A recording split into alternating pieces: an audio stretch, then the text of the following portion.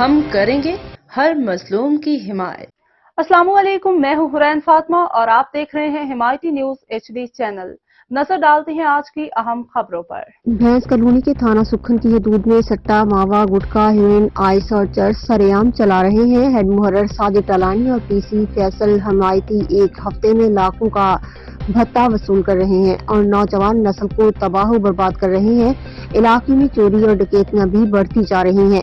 ہم IGC سندھ اور SSP Malir سے اپیل کرتے ہیں کہ ان کے دونوں کے خلاف قانونی کارروائی کی جائے کیونکہ ان دونوں نے جرائم کا بازار گرم کر رکھا ہے۔ احمد دین حمایتی کی رپورٹ۔ بھینس کالونی روڈ نمبر 9 تھانہ سکھن کے حدود کھلے عام سرے عام ہیڈ محرر ساجد ٹالانی اور انٹیلیجنس افسر فیصل حمایتی کی معرفت سے کھلے عام سٹا چل رہا ہے۔ یہ بھائی جان بول رہا ہے کہ محمد علی بھائی اس کو ہفتے کا 1.5 لاکھ روپے ہیڈ محرر ساجد ٹالانی کو دیتا ہے، اس لیے ہم کھلا چلا رہے اور یہ بھائی لوگوں کے ہاتھ میں پیسے ہے اور یہ موبائل کے اندر لکھ رہا ہے۔